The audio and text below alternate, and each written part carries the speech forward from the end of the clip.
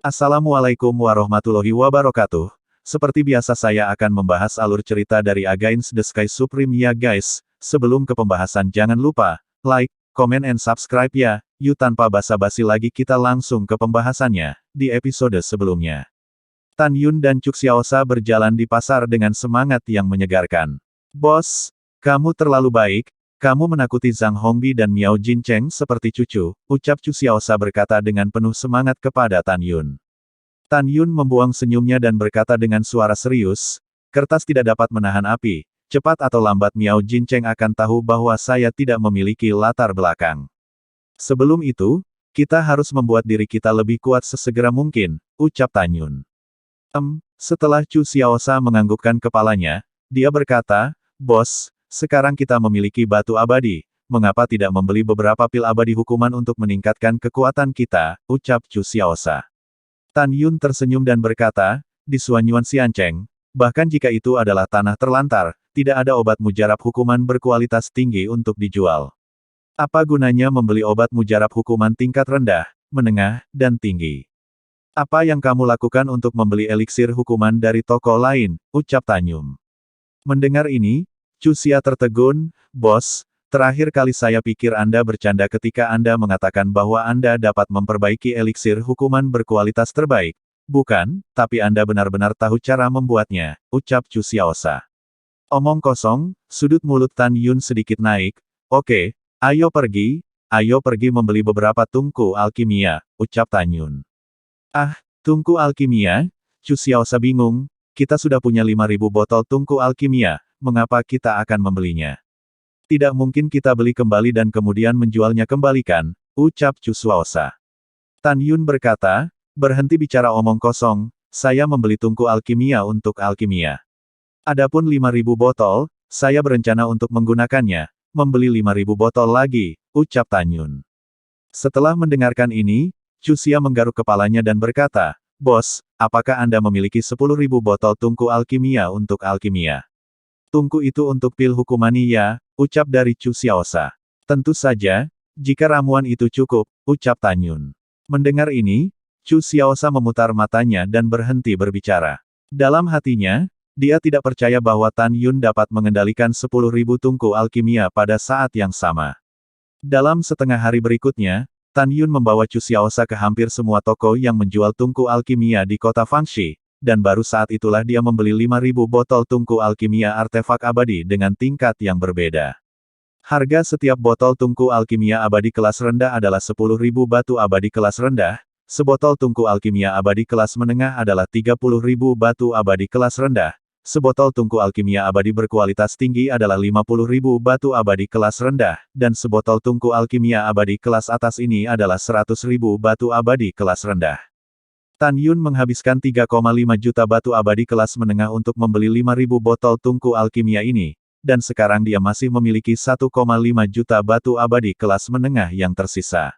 Tan Yun yakin bahwa dengan 1,5 juta batu abadi kelas menengah ini, dia cukup untuk membayar biji dan obat-obatan abadi yang dikumpulkan oleh para kultivator abadi. Sebelum 1,5 juta batu abadi kelas menengah dihabiskan, dalam pandangan Tan Yun, ramuan hukuman terbaik telah disempurnakan. Hanya eliksir hukuman berkualitas tinggi yang disempurnakan, jadi mengapa tidak ada eliksir pada saat itu? Hanya dengan kekayaan yang cukup, Tan Yun dapat membeli api tipe es dan api ketika dia mengetahuinya.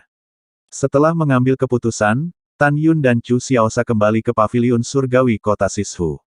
Setelah itu, Tan Yun memberi Chu Xiaosa cincin abadi yang berisi 1,5 juta batu abadi kelas menengah, dan menasihati, lain kali, saya akan mundur dan berlatih.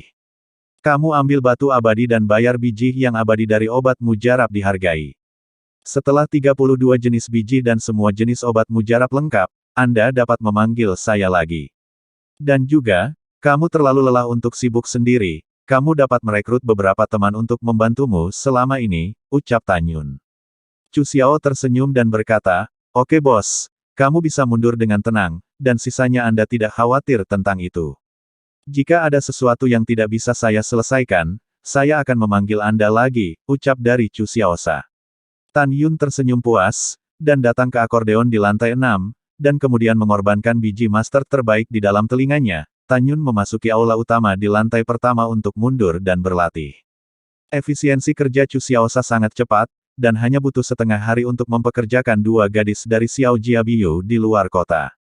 Keduanya masih bersaudara, dan mereka adalah kekuatan tingkat ketiga dari alam hukuman. Di lantai pertama aula abadi, waktu berlalu, 90 tahun telah berlalu dalam sekejap mata, dan sekarang hanya 1,5 bulan telah berlalu di luar. Selama 1,5 bulan ini, ada kultivator abadi satu demi satu, mengirim ramuan yang dikumpulkan dan biji yang ditambang ke Tiange kota Sishu. Chu Xiaosa dan saudara perempuannya mengklasifikasikan mineral dan ramuan. Untuk penyimpanan ramuan, Chu Xiaosa pergi membeli banyak peralatan untuk disimpan. Pada saat ini, Tan Yun yang sedang duduk bersila di lantai pertama aula abadi, tiba-tiba membuka matanya, mengungkapkan kegembiraan yang tak terkendali di matanya. Karena dia merasa bahwa 11 pedang ilahi Hongmeng yang tergantung di kolam roh bergetar sedikit demi sedikit. Ini tampaknya menjadi tanda roh artefak pedang ilahi sebelum bangun. Pada saat yang sama, di kota abadi Suanyuan dan di rumah Miao di luar kota. Miao Mansion menempati area seluas 1 cm, dan momentumnya cukup luar biasa. Wosh! Pada saat ini, seorang lelaki tua berambut putih yang berusia sekitar 80 tahun dan peringkat ke-8 dari alam hukuman, turun dari langit dan terbang di luar Miao Mansion. Halo pengurus rumah tangga, ucap kedua penjaga rumah Miao dengan hormat berkata kepada lelaki tua berambut putih itu. Orang tua itu tidak lain adalah pengurus rumah tangga Miao Mansion, yang bernama Yuan Zheng. Yuan Zheng mengangguk dan bertanya, apakah tuannya ada di sini, ucap Yuan Zheng. Ya, salah satu penjaga bertanya dengan hormat. Yuan Zheng mendengar kata-kata itu dan memasuki rumah Miao sebagai bayangan, langsung ke kediaman Miao Jincheng, di paviliun abadi Sengcai. Setelah Yuan Zheng memasuki paviliun abadi Sengcai, dia langsung pergi ke lantai 2 dan datang ke kamar Miao Jincheng. Dia membungkuk dan berkata, melapor kepada Tuan, aku memiliki berita tentang penyelidikan Tan Yun, ucap dari Yuan Zheng. Katakan, ucap Miao Jincheng, tiba-tiba dia bangkit dari kursi batu giok. Baik tuanku, Yuan Zheng membungkuk sedikit dan berkata, Tan Yun dan pemilik kota seharusnya tidak ada hubungannya dengan itu. Tidak menunggu kata-kata Yuan Zheng, Miao Jincheng melompat dengan marah, yah, bah. Tan Yun, bajingan kecil ini. Kamu berani mengolok-olokku, ucap dari Miao Jincheng marah. Pada saat ini, Miao Jincheng memikirkan 5 juta batu abadi kelas menengah yang telah diperas Tan Yun, dan tamparan di wajah oleh Tan Yun dan Chu Xiaosa. Dia sangat marah sehingga dia mengepalkan tinjunya, dan ekspresi wajahnya seburuk mungkin. Tuan, tolong tenang, tolong dengarkan budak tua ini dulu, ucap Yuan Zheng. Setelah Yuan Zheng selesai berbicara, alisnya yang putih bergetar, dan dia mengerutkan kening. Tan Yun ini, meskipun tidak ada hubungannya dengan penguasa kota, namun dia dengan paman penguasa kota Suanyuan, dia dengan jenderal ada hubungannya dengan itu, ucap dari Yuan Zheng. Apa? Jenderal Suanyuan? Miao Jincheng sangat ketakutan sehingga dia hampir berteriak. Mari kita bicarakan, apa yang terjadi, ucap dari Miao Jincheng. Yuan Zheng berkata dengan jujur, ya, lebih dari 3 bulan yang lalu, Tan Yun dan Chu Xiaosa ingin memasuki kota.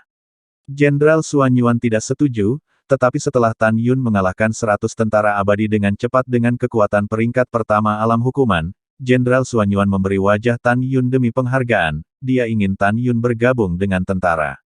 Tapi Tan Yun mengatakan bahwa dia tidak tertarik untuk bertarung dan membunuh, dan hanya ingin berbisnis. Kemudian, Jenderal Suanyuan menyetujui masuknya Tan Yun ke kota, ucap dari Yuan Zheng. Mendengar ini, Miao Jincheng memarahi dengan keras, bajingan ini mengatakan bahwa dia tidak tertarik pada pertempuran dan pembunuhan, karena dia tidak berani tertarik, maka dia membunuh begitu banyak dari kita. Jadi ada apa, hanya alasan, karakter kejam yang membunuh orang tanpa berkedip. Hahaha, baik Tan Yun, kamu sangat berani sehingga kamu berani menggunakan nama penguasa kota untuk menggertakku. Tan Yun, aku menginginkanmu, aku tidak bisa mati, ucap dari Miao Jincheng. Pada saat ini, Yuan Zheng berkata dengan cemas, Tuan, meskipun Tan Yun tidak ada hubungannya dengan Jenderal Suanyuan, tetapi budak tua ini mendengar bahwa Jenderal Suanyuan berada di luar Suanyuan Xiancheng hari itu dan sangat memuji Tan Yun. Jika kita membunuh Tan Yun, jika kita membuat marah Laksamana Suanyuan, kita tidak akan bisa makan dan pergi, ucap dari Yuan Zheng. Setelah mengatakan ini, mata Yuan Zheng menunjukkan cahaya terang, dan berkata, Tuan, budak tua ini memiliki strategi yang baik dan strategi yang buruk untuk menghadapi Tan Yun, ucap dari Yuan Zheng. Bicaralah, ucap Miao Jincheng tampak penuh harap. Yuan Zheng berkata sambil mencibir, saya mendengar bahwa Tuan Muda sekarang berada di pasukan pusat kota. Kita dapat memanggil Tuan Muda kembali ke rumah Miao dengan alasan bahwa Anda sakit parah, dan kemudian menggunakan kekuatan pemuda itu, Tuan Muda berada di peringkat ke-12 alam hukuman. Dalam kegelapan malam, dia bertopeng untuk pergi ke kota Sishu Tiange untuk membunuh Tan Yun. Ini adalah pilihan terakhir, ucap dari Yuan Zheng. Yah, tidak buruk. Miao Jincheng mengangguk, lanjutkan, ucap Miao Jincheng. Yang kedua Tuan Muda kedua dan ketiga dari rumah Xiahou dibunuh oleh Tan Yun. Budak tua ini pergi ke rumah Xiahou untuk berbicara dengan kepala pelayan mereka, dan Anda bisa menunggu Tuan Xiahou dan Tuan Muda pertama Xiahou kembali dari pertempuran, dan kemudian kita, dua rumah besar akan membunuh Tan Yun bersama, dan, ini adalah kebijakan terbaik, ucap dari Yuan Zheng. Mendengar ini, Miao Jincheng segera berbicara, tidak, ketika saya memikirkan Tan Yun, saya ingin dia segera mati. Tuan Xiahou, Tuan Muda Xiahou, saya tidak tahu bahwa tahun kapan mereka akan kembali, saya tidak sabar, ucap dari Miao Jincheng. Setelah mendengarkan, Yuan Zheng berkata sambil berpikir, budak tua masih memiliki dua strategi terbaik, ucap dari Yuan Zheng.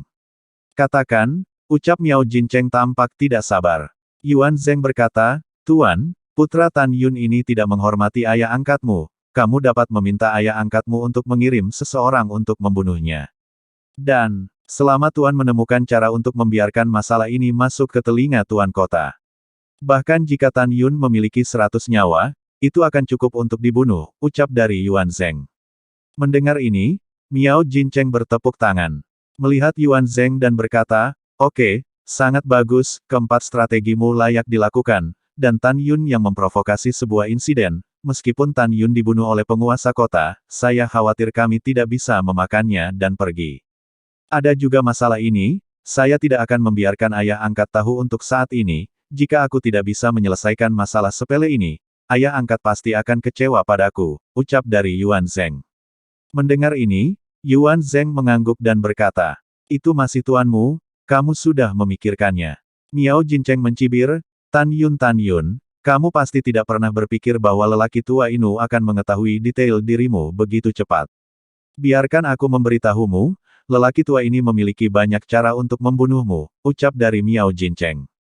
Setelah mendengar ini, Yuan Zheng bertanya, Tuan, apa maksudmu, dengan alasan sakit parah? Minta Tuan Muda pulang dan berurusan dengan Tan Yun, ucap Dar 8 Yuan Zheng. Yah, Miao Jincheng menarik napas dalam-dalam dan berkata, hanya dengan cara ini, kita bisa menyingkirkan Tan Yun secepat mungkin. Kamu segera pergi ke barak kota dalam dan beritahu Tuan Muda tentang penyakit seriusku, saya percaya dia akan setuju dengan wajah anak angkat saya, ucap dari Miao Jincheng. 20 hari kemudian, di pusat kota Suanyuan Xiancheng. Di dalam tenda militer yang megah, seorang jenderal yang mengenakan baju besi hitam legam berdiri seperti lembing, dengan aura yang mengesankan. Dapat dilihat dari baju besi Jenderal Parubaya bahwa orang ini adalah jenderal besar. Ini memang masalahnya, nama orang ini adalah Duan Tiande, dan dia adalah jenderal besar yang bertanggung jawab atas 10.000 kepala abadi, 100 sen kepala abadi, dan 10.000 tentara abadi. Di antara 10.000 tetua abadi di bawah kendalinya, ada satu-satunya putra Miao Jincheng, yaitu Miao Wei. Pada saat ini, seorang pria setengah baya gemuk di tenda militer yang tumbuh agak mirip dengan Miao Jincheng dan mengenakan baju besi adalah Miao Wei. Duan Tiande memandang Miao Wei dan berkata, karena ayahmu sakit parah dan tidak mampu berbaring di tempat tidur, maka Mayor Jenderal setuju denganmu untuk pulang mengunjungi kerabat kali ini, ucap dari Duan Tiande. Terima kasih, Mayor Jenderal, ucap Miao Wei dengan penuh rasa terima kasih. Iya, Duan Tiande berkata dengan sungguh-sungguh, kamu cepat pulang untuk mengunjungi kerabatmu, kami akan melakukan ekspedisi dalam 2 bulan. Ketika kamu kembali dari mengunjungi kerabat, pergi ke medan perang dengan Mayor Jenderal ini untuk membunuh musuh, ucap dari Duan Tiande. Bawahan patuh, bawahan pergi, ucap Miao Wei. Setelah Miao Wei berkata, dia keluar dari tenda militer dan pergi bersama Yuan Zheng, pengurus rumah kediaman Miao. Di dalam tenda militer, Duan Tiande memandang punggung Miao Wei dengan persetujuan, dan berkata pada dirinya sendiri, anak ini adalah pemimpin yang langka dan gagah berani dalam membunuh musuh. Wakil Presiden Persekutuan Alkimia, aku memujimu, tapi bukan itu masalahnya, Mayor Jenderal ini sangat menyukai seorang prajurit seperti Miao Wei, ucap dari Duan Tiande di dalam hatinya. Setelah meninggalkan barak, Yuan Zheng memandang Miao Wei yang sangat cemas, dan berkata, anak muda jangan khawatir, tuannya baik-baik saja, ucap dari Yuan Zheng. Hah? Miao Wei berkata dengan suara bingung, ayahku baik-baik saja, jadi mengapa kamu mengatakan dia sakit parah dan terbaring di tempat tidur, ucap dari Yuan Zheng. Jadi Yuan Zheng memberitahu apa yang terjadi antara Tan Yun dan Miao Jincheng pada Miao Wei. Setelah mendengar ini, Miao Wei menggertakkan giginya dan berkata, betapa bagusnya Tan Yun, apakah dia menggertak rumah Miaoku? Jangan khawatir, aku akan kembali dan membiarkannya mengembalikan 2 kali lipat batu abadi yang dia peras di mansion Miaoku, dan kemudian hancurkan dia lagi, ucap dari Miao Wei. Dalam sekejap mata, 20 hari lagi berlalu. Di rumah Miao, di paviliun Seng Kaixian, Miao Jincheng memandang Miao Wei, yang mengenakan pakaian malam, dan menasihati, nak. Kamu harus membunuh Tan Yun dengan alasan keselamatanmu sendiri, ucap dari Miao Jincheng. Miao Wei mencibir, ayah, yakinlah, dengan kekuatan anak ini, membunuh Tan Yun semudah membalikan telapak tangan, tunggu saja kabar baik dari anak ini, ucap dari Miao Wei. Setelah mengatakan ini, Miao Wei dengan topeng, menghilang dari kamar Miao Jincheng. 1 jam kemudian, di luar kota Fangxi, di kota Shishutiange. Tan Yun yang sedang duduk bersila di aula di lantai pertama aula abadi waktu dan ruang biji master, tiba-tiba membuka matanya, dan tubuhnya dipenuhi dengan nafas dari alam hukuman tingkat kedua. Betul sekali, Tan Yun telah mengasingkan diri di aula abadi selama lebih dari 200 tahun, pada saat ini, alam hukuman kedua di Lingqi akhirnya berhasil diringkas. Itu berarti dia telah memasuki peringkat kedua dari alam hukuman. Pada saat yang sama, apa yang membuatnya bahagia adalah bahwa waktu di aula, lebih dari 100 tahun yang lalu, roh artefak dari pedang primordial 11 tangan yang melahap kekuatan abadi di kolam roh telah terbangun. Hahaha, Tan Yun tersenyum senang, Jin Ni, keluarlah dan biarkan Tuan melihatmu, ucap Tan Yun. Pedang itu keluar, melayang berjajar di depannya. Saat pedang ilahi Hongmeng yang metalik bergetar sedikit, seberkas cahaya keemasan terbang keluar dari pedang ilahi dan berubah menjadi seorang gadis yang menakjubkan. Gadis di usia kapulaga, dengan sosok kabur dan gaun emas panjang, sangat cantik sehingga tak tertahankan untuk dihujat. Gadis halus dalam rok emas menatap mata indah Tan Yun, dan ada air mata samar di matanya. Dia mengepalkan tangan kanannya erat-erat, lengan gioknya ditekuk di dadanya, berlutut dengan satu lutut ke arah Tan Yun, dan tersedak, Jin Ni kau tahu telah melihat Tuan, ucap dari Jin Ni. Gadis dengan rok biru mengepalkan tangan kanannya di dada kirinya, berlutut dengan satu lutut ke arah Tan Yun, dan menangis dengan gembira, bawahan Muxin ada di sini untuk menemui Tuan, ucap dari Muxin. Gadis berok biru itu juga berlutut-berlutut, bawahan Qin Ying melihat Tuan, ucap dari Qin Ying. Gadis dengan gaun merah menyala itu berlutut dengan satu lutut, matanya yang indah menatap Tan Yun dengan air mata di matanya, bawahan Huohu memberi hormat kepada Tuan, ucap dari Huohu. Gadis dalam kelompok coklat panjang juga berlutut, mengerutkan bibir merahnya, dan menangis. Dia berkata, bawahan Xianchen telah melihat Tuan, kami sangat merindukanmu, ucap dari Xianchen. Ya aku tahu, ucap Tan Yun. Ketika Tan Yun mengangguk berat, ada air mata samar di matanya. Pada saat ini, di dalam pedang primordial atribut angin, seorang gadis transparan seperti angin melangkah keluar, berlutut dengan satu lutut, dan suara tangisan yang indah terdengar, bawahan Feng Xiang, temui Tuan, ucap dari Feng Xiang. Bawahan Lei Zhen, temui Tuan, ucap dari Lei Zhen. Pada saat ini, suara kasar datang dari pedang ilahi Hongmeng atribut guntur, seorang pemuda yang kokoh dan halus melangkah keluar dari pedang ilahi dan berlutut di depan Tan Yun dengan satu lutut. Bawahan ini telah melihat Tuan di masa lalu, dengan suara surga. Di dalam atribut waktu pedang primordial, seorang gadis muda yang halus dan hampir tidak terlihat melangkah keluar dari pedang dan berlutut di tanah di depan Tan Yun. Atribut waktu, temui Tuan. Di dalam atribut kematian pedang ilahi Hongmeng, seorang pemuda halus berjubah hitam berjalan keluar dan berlutut di depan Tan Yun. Hihi, Wu Hen telah melihat Tuan, ucap Wu Hen. Pada saat ini, di dalam atribut ruang pedang primordial, seorang gadis kabur yang tertawa dan menangis, dengan senyum menawan, berlutut di depan Tan Yun. Pada saat ini, di dalam atribut pedang cahaya, seorang gadis dalam gaun putih yang mengalahkan salju, tersenyum, dan matanya yang indah meneteskan air mata, ada kerinduan yang mendalam di matanya. Saya tidak punya waktu untuk bertemu dengan tuanku, dan aku sangat senang bisa kembali ke tuanku, ucap roh atribut cahaya. Tan Yun menatap 9 wanita dan 2 pria yang berlutut di depannya, air mata mengalir di matanya, dan berkata dengan tulus.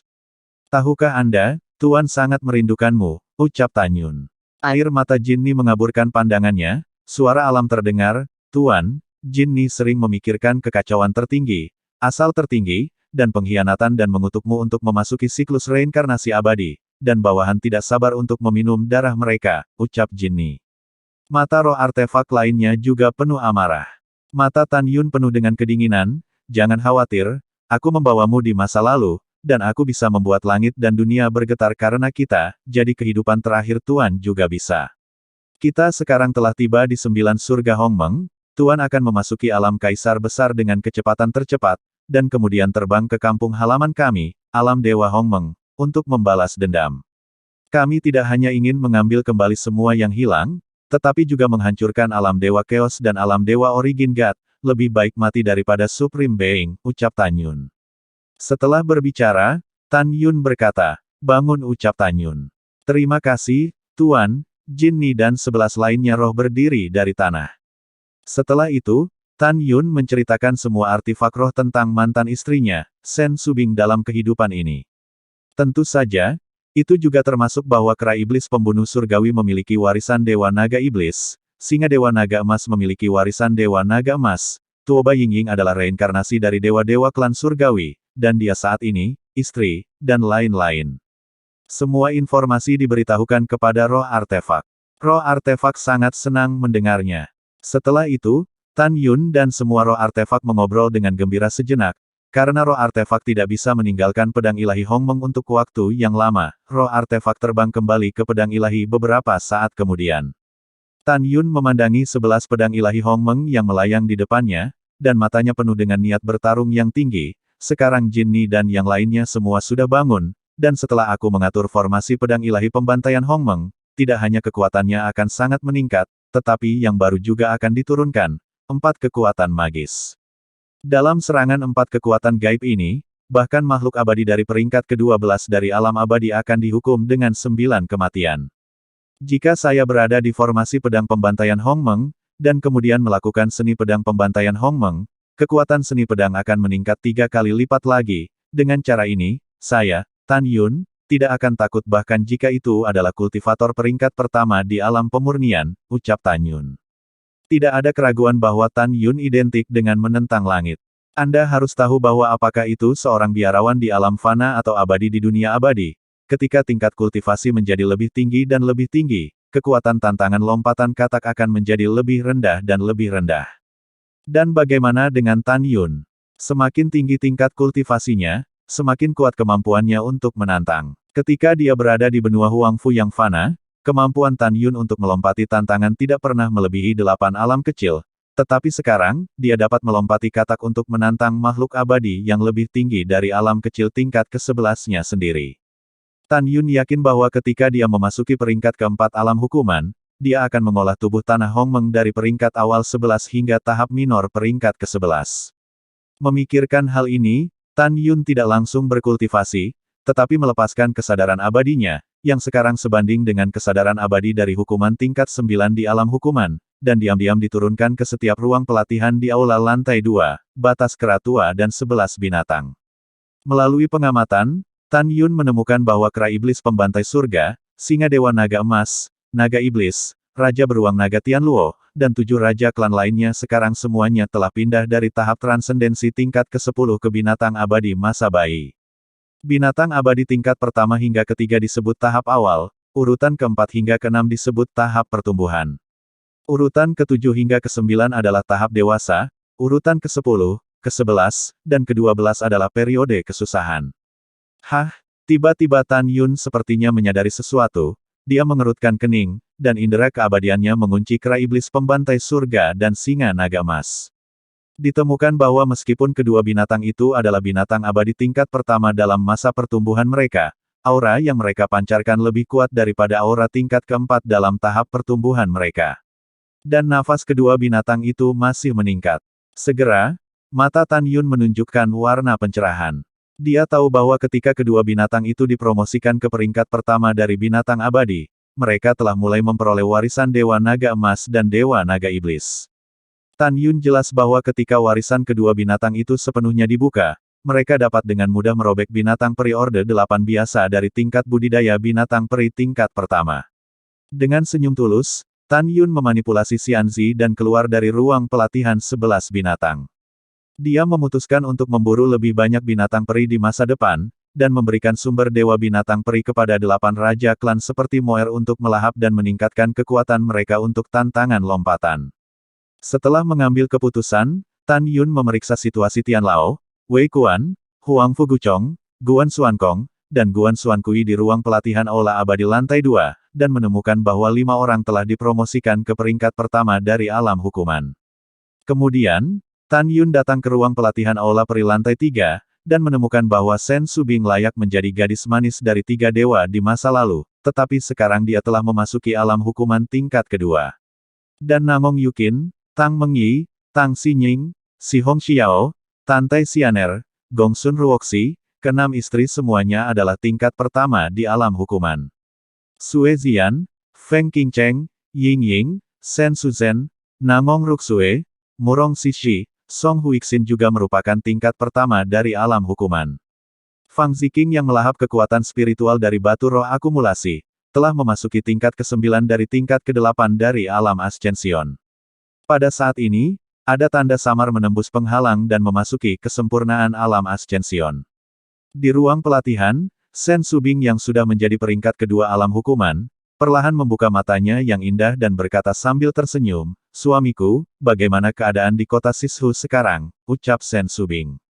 "Setelah cukup, saya akan mulai memperbaiki obat mujarab hukuman bagi Anda untuk mengambil. Saya juga akan memperbaiki artefak suci ruang waktu biji sesawi. Dan kemudian, kita akan memasuki latihan. Sayangnya, biji di Suanyuan Xiancheng hanya dapat disempurnakan menjadi artefak suci abadi berkualitas tinggi, dan kelas yang lebih tinggi, dan itu adalah senjata ajaib," ucap Tan Yun. Mendengar ini, mata Shen Subing menunjukkan kegembiraan yang tak terkendali. "Suamiku, di atas artefak abadi adalah artefak yang mulia, dan di atas artefak yang mulia adalah artefak suci abadi. Jika Anda dapat memperbaiki artefak suci abadi kualitas terbaik, untuk saat ini, itu sudah sangat memuaskan bagi kami," ucap dari Shen Subing. Suara Shen Subing jatuh, dan tiba-tiba ruang pelatihan tempat dia berada terbuka, tetapi Tan Yun yang masuk dengan mata berapi-api dan menutup pintu ruang pelatihan. "Suamiku, apa yang ingin kamu lakukan?" ucap Shen Subing menatap tatapan Tan Yun yang ingin melepas gaun panjang emasnya, hatinya penuh rusa, dan dia menawan. Tan Yun melihat Shen Subing yang tanpa tulang dan semakin menawan, dia melangkah maju dan tiba-tiba mengambil Shen Subing dan melemparkannya ke sofa. Tan Yun tersenyum dan menekan Shen Subing di bawah tubuhnya. Di telinga Shen Subing, dia meniup dengan sangat provokatif. "Tentu saja aku ingin memakanmu," ucap Tan Yun. Tan Yun berkata dengan tangan kanannya mengikatkan pinggang Shen Subing. Tepat ketika keinginan Tan Yun meliputi setiap sel, seruan akrab tiba-tiba memasuki telinganya. "Bos tidak baik, seseorang telah masuk tanpa izin di paviliun surga kota Sishu kami," ucap Chu Xiaosha tiba-tiba terdengar. Mata Tan Yun mengungkapkan niat membunuh yang tidak tersamar, dan kemudian dia melompat dari sofa dan menghilang ke ruang pelatihan. Shen Subing mengenakan gaun panjang, dan menghilang dari ruang pelatihan tanpa sadar. Wosh! Tan Yun keluar dari udara tipis dari lobi di lantai pertama, tetapi melihat bahwa gerbang paviliun Tiange di kota Sishu telah dibuka oleh seseorang. Pada saat ini, seorang pria berpakaian hitam telah meletakkan pisau di leher Chu Xiaosha. Chu Xiaosha gemetar ketakutan. "Tua, bos, selamatkan aku," ucap dari Chu Xiaosha. "Kenapa aku menyelamatkanmu? Kamu hanya anjingku," ucap Tan Yun. Kata-kata acuh tak acuh Tan Yun membuat Chu Xiaosha tertegun sejenak, dan kemudian, dia jelas bahwa Tan Yun ingin melindungi dirinya sendiri dengan melakukan ini. Pria berbaju hitam itu menyeringai dan berkata, "Tan Yun, apakah menurutmu jika kamu mengatakan ini, aku akan menyelamatkan Chu Xiaosha, kamu bajingan?" Kamu berani mempermalukan ayahku dengan Chu Xiaosa, dan kamu semua harus mati hari ini. Aku ingin melakukannya sekarang di depanmu. Membunuh Chu Xiaosa, ucap pria baju hitam itu. Pria berbaju hitam itu adalah Miao Wei, putra Miao Jin Heng. Tepat ketika Miao Wei hendak membunuh Chu Xiaosa, Tan Yun meraung, "Jin Ni, kamu datang," ucap Tan Yun. "Baik tuan," ucap Jin Ni. Kecepatan Divine Sword of Time and Space Divine Sword adalah yang tercepat. Kecepatan yang telah berlalu melintasi kehampaan, menebas ke arah tangan kanan Miao Wei yang memegang pisau, dan kecepatan Divine Sword menusuk dada Miao Wei. Kecepatan yang sangat cepat. "Ini pedang terbang," ucap Miao Wei terkejut, dan segera menyerah membunuh Chu Xiaosa. Pada saat ini, Jin Ni dan pedang ilahi Hong Meng lainnya sudah menyerang Miao Wei. Kekuatan Thunder Punishment Immortal melonjak keluar dari tubuh Miao Wei, dan dengan panik menyuntikkannya ke senjata abadi kelas atas dengan atribut guntur di tangan kanannya. Dia melayang ke udara, menarikan pedang, dan menebas 11 pedang ilahi Hong Meng ke udara, meskipun semangat pedang primordial 11 tangan telah bangkit. Itu tidak dapat meningkatkan kekuatan pedang primordial 11 tangan untuk menyerang musuh satu persatu. Dan Miao Wei yang merupakan peringkat ke-12 alam hukuman, dengan kebangkitan pedang ilahi Hong Meng 11 tangan. Kekuatan sebenarnya adalah ketika Tan Yun membentuk formasi pedang ilahi pembantaian Hong Meng. Kekuatan formasi pedang akan meroket, ketika Miao Wei menebas dan menerbangkan 11 pedang primordial. Sebuah suara yang menyenangkan terdengar di telinganya. "Suamiku. Apa yang terjadi? Siapa orang ini?" ucap dari Sen Subing. Lalu setelah itu, bagaimanakah kelanjutan ceritanya? Next di episode berikutnya ya. Wassalamualaikum warahmatullahi wabarakatuh.